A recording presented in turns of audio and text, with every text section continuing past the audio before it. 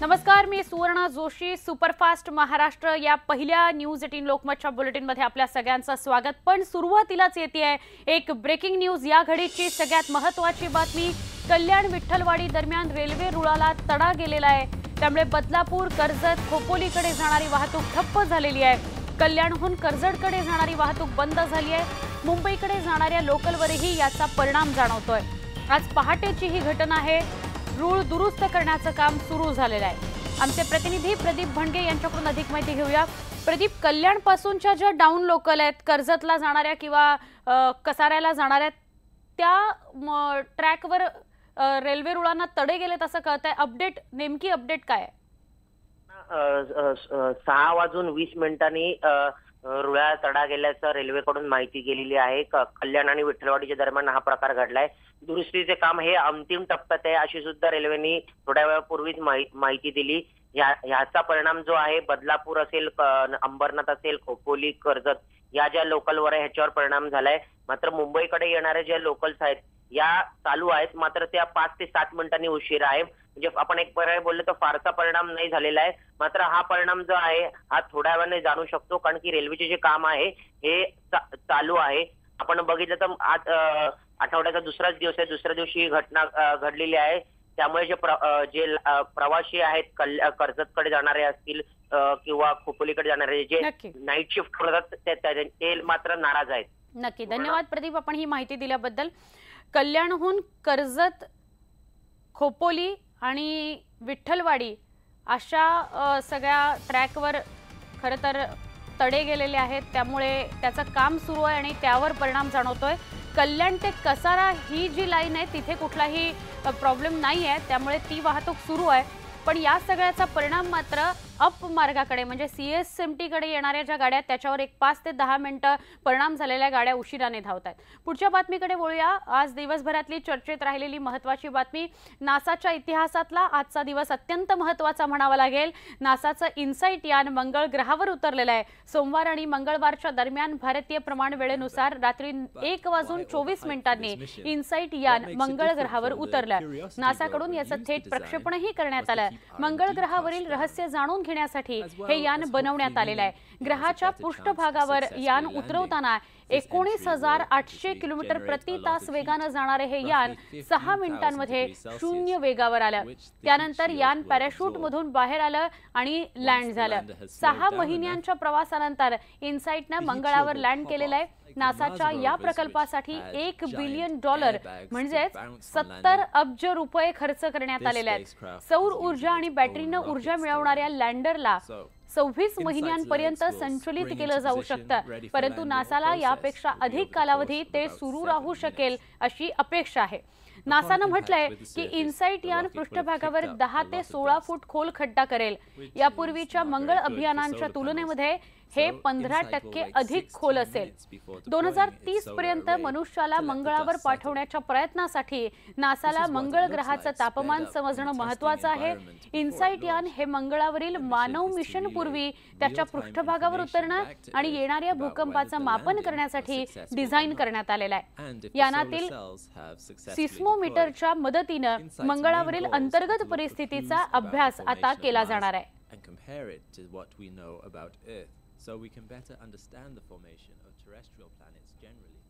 आणि आता दिवसभरातल्या सुपरफास्ट बातम्या. राज्यातल्या बाजार समित्यांमधील माथाडी कामगार आज 1 दिवसाच्या लाक्षणिक संपावर आहेत. सरकारनं माथाडी कामगारांच्या हिताला धक्का लावणारे निर्णय घेतल्याचा आरोप माथाडींच्या संघटनेनं केलाय. राज्य सरकारनं मागील महिन्यामध्ये पणन कायद्यात बदल करणारा काढलेला अध्यादेश हा शेतकरी, व्यापारी, कमिशन एजंट आणि माथाडी कामगारांना उद्ध्वस्त करणारा असल्याचा आरोप त्यांनी केलाय. सरकार APMC बाजार समित्या बंद पाडण्याच्या दृष्टीनं पावलं उचलत असल्याचं माथाडी संघटनांचं म्हणणं आहे. मुंबईतील वडाळा इथं मिथेनॉल घेऊन जात असलेल्या टँकरचा अपघात होऊन भीषण आग लागल्यानं एकाचा होरपळून मृत्यू झालाय. काल रात्री 10:45 सुमारास आयमॅक्स सिनेमाजवळ ही घटना घडली आहे. टँकर उलटल्यानंतर अचानक आग लागली आणि बघता बघता आगीने रौद्र रूप धारण केलं. या आगीत टँकर चालकाचा मृत्यू झालाय. प्रताप असं टँकर चालकाचं नाव आहे. मला त्या कंपनीच्या माणसांकडून समजलं की त्या टँकरमध्ये 24,000 लिटरचा मिथेनॉल होतं. अल्कोहोल म्हणजे मिथेनॉल होतं आणि ती AGS कंपनी माहुलवरून बँगलोरला जात होती भाऊनी. आणि त्या टँकरमध्ये त्याच कंपनीच्या माणसाने सांगितलं कोण क्लिनर नसून फक्त ड्रायव्हर होता, तो रात्री पूर्ण चार्ज झाला. मराठा आरक्षणावर सविस्तर चर्चा करण्यासाठी बोलवण्यात आलेली सर्वपक्षीयांची बैठक रद्द झाली. आता ही बैठक आज सकाळी 10 वाजता होणार आहे. मुख्यमंत्री आणि विधानसभा अध्यक्षांच्या उपस्थितीत होणाऱ्या या बैठकीला दोन्ही सभागृहातील सर्वपक्षीय गटनेते उपस्थित राहणार आहेत. मराठा आरक्षणाच्या प्रस्तावित विधेयकाच्या आराखड्यावर चर्चा करण्यासाठी मंत्रिमंडळ उपसमितीची बैठक झाली. या बैठकीत बिनचूक कायदा करून मराठा आरक्षण द्यावं अशी भूमिका घेण्यात आली. मराठा आरक्षणासाठी 29 नोव्हेंबरला विधिमंडळामध्ये विधेयक मांडण्यात येणार असून 16% आरक्षणासाठी सरकार आग्रही असल्याची माहिती मंत्रिमंडळ उपसमितीचे सदस्य एकनाथ शिंदे यांनी दिली आहे. आरक्षणासाठी मांडण्यात येणाऱ्या विधेयकाच्या आराखड्यावर सविस्तर चर्चा करण्यासाठी मंत्रिमंडळ उपसमितीची बैठक पार पडली. मराठा आरक्षणावरून विधिमंडळामध्ये काल सत्ताधारी आणि विरोधकांमध्ये रणकंदन पाहायला मिळालं. मराठा आरक्षणासंदर्भात मागासवर्ग आयोगानं सादर केलेला अहवाल सभागृहात सादर करावा अशी मागणी करत विरोधी पक्षाच्या नेत्यांनी वेलमध्ये उतरून जोरदार घोषणाबाजी केली. सरकारच्या विधेयक मांडण्याच्या भूमिकेचा निषेध करत विरोधकांनी विधान भवनाच्या पायऱ्यांवर आंदोलन सुरू केलं होतं. दरम्यान विरोधकांच्या गदारोळामुळे दोन्ही सभागृहाचं कामकाज दिवसभरासाठी तहकूब करावं लागलं. मराठा आरक्षणासंदर्भातील सरकारच्या भूमिकेवर विरोधकांनी घणाघात केलाय. मागासवर्गीय आयोगाचा अहवाल मांडण्यात सरकार चालढकल का करतंय असा सवाल अजित पवार यांनी केला. तर मराठा आरक्षणासंदर्भातील मागासवर्गीय आयोगाचा अहवाल सादर करण्यात सरकार घाबरतंय का? सरकारनं मराठा आरक्षणावर आपली भूमिका स्पष्ट करावी अशी टीका जयंत पाटील यांनी केली. तर दुसरीकडे मागासवर्गीय आयोगाचा अहवाल सभागृहात ठेवल्याशिवाय विधिमंडळाचं कामकाज चालू देणार नसल्याचा इशारा विरोधी पक्षनेते राधाकृष्ण विखे पाटील यांनी दिला. दरम्यान विधानसभेमध्ये विरोधकांनी गोंधळ घालायला सुरुवात केल्यावर आशिष शेलार आक्रमक झाले. हे विरोधकांचे मगरमच्छ आसू आहेत असं म्हणत त्यांनी विरोधकांवर पलटवार केला. राणे समितीचा अहवाल सभागृहात का मांडला होता ते आधी सांगा, का मांडला नव्हता ते आधी सांगा असा सवाल करत त्यांनी विरोधकांना गप्प केलं. मराठा आंदोलक विधान भवनावर धडक मोर्चा काढणार होते, पण पोलिसांनी त्याआधीच राज्यभरात मराठा आंदोलकांची धरपकड सुरू केली आहे. मुंबईत झालेल्या मोर्चेकऱ्यांना अडवण्यासाठी पोलिसांनी ठिकठिकाणी नाकेबंदी केली आहे. मराठा मोर्चा संवाद यात्रा आझाद मैदान इथं काढली जाणार असल्यानं मोठा पोलीस बंदोबस्त आझाद मैदानाजवळ ठेवण्यात आलाय. या कारवाईवर मराठा क्रांती मोर्चाच्या कार्यकर्त्यांनी नाराजी व्यक्त केली.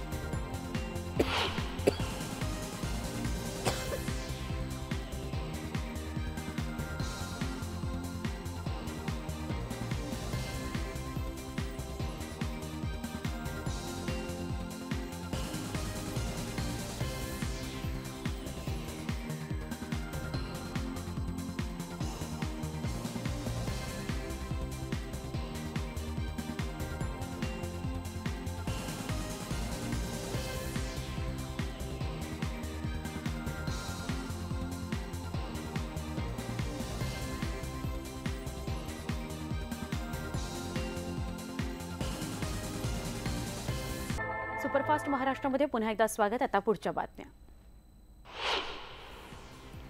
काल 26/11 मुंबई हल्ल्याला 10 वर्ष झाली. याच दरम्यान निवडणुकीच्या प्रचार सभेमध्ये पंतप्रधान नरेंद्र मोदी यांनी काँग्रेसवर हल्लाबोल केला.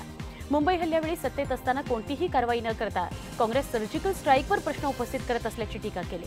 जेव्हा मुंबईत निर्दोष लोकांची हत्या झाली होती त्यावेळी देशात कोणाचं सरकार होतं?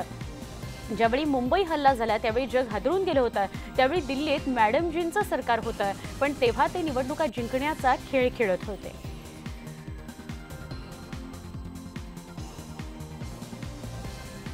छब्बीस 11 को भूलेगा नहीं और 26/11 के गुनहगारों को हम मौके की तलाश में हैं.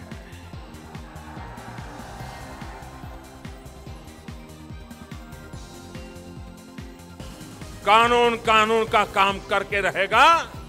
मैं देशवासियों को फिर से एक बार विश्वास दिलाता.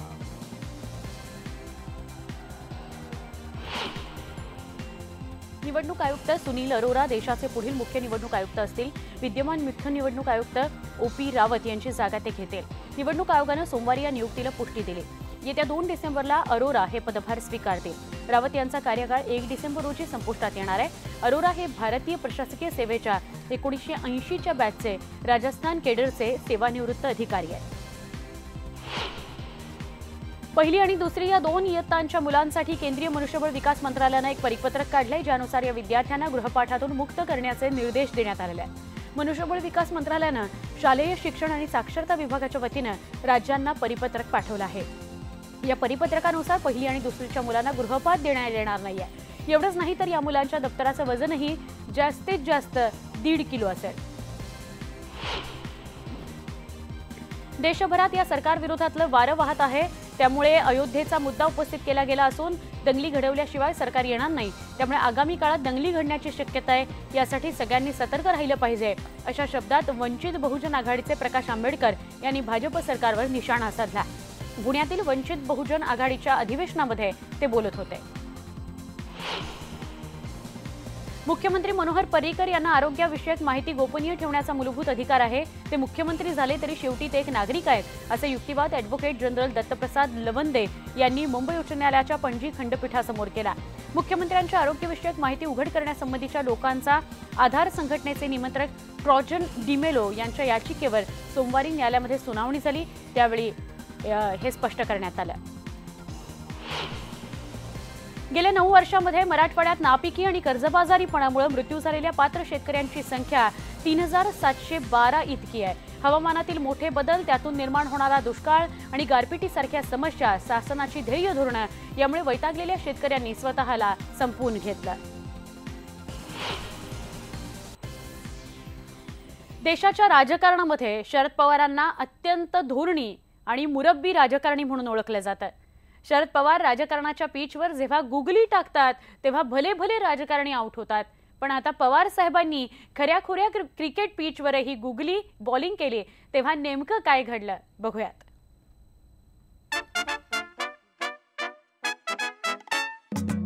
मैदान कुठलंही असो ते कसं जिंकायचं हे पवारांकडून शिकावं. राजकीय आखाड्यात भल्या भल्यांना चित करणाऱ्या पवारांनी क्रिकेटचं मैदानही चांगलंच गाजवलंय. पण पवारांना प्रत्यक्ष क्रिकेट खेळताना पाहण्याची संधी पुणेकरांना मिळाली.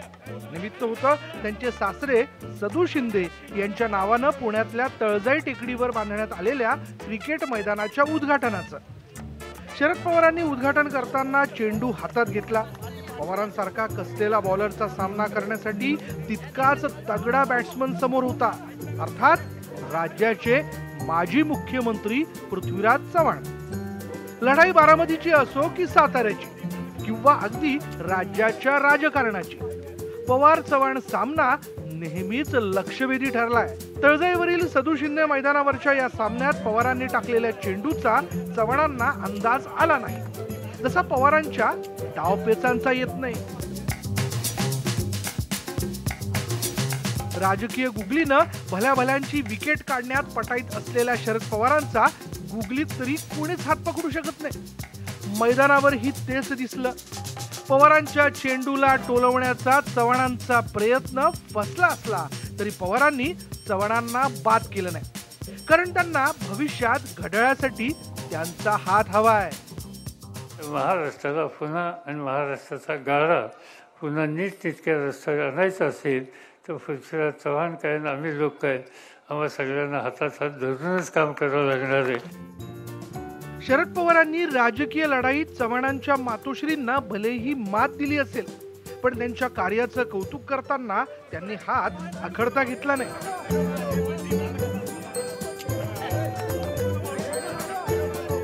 फार लोकांना माहिती नाही. मी अनेक खेळाडू बघतो, अनेक ह्या मुलीसुद्धा मला माहिती आहेत. त्यांना मी पेन्शन दिली, प्रोत्साहन दिलं. भारताच्या संघाची कॅप्टन होती, तिचं नाव देशपांडे, शुभांगी कुलकर्णी, तिचं नाव शुभांगी कुलकर्णी, ती भारताची कॅप्टन होती.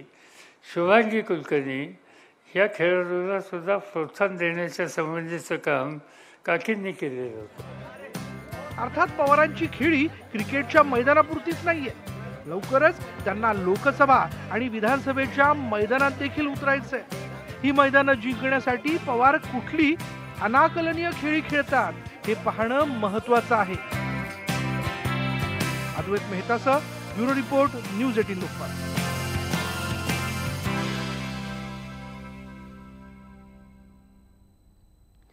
पवारांना अशा रूपात बघणं हे सुद्धा एक वेगळा अनुभव असू शकतो। या होत्या सगळ्या सुपरफास्ट घडामोडी बुलेटिनमध्ये इथेच थांबणार आहोत। पहा फक्त न्यूज 18 लोकमत।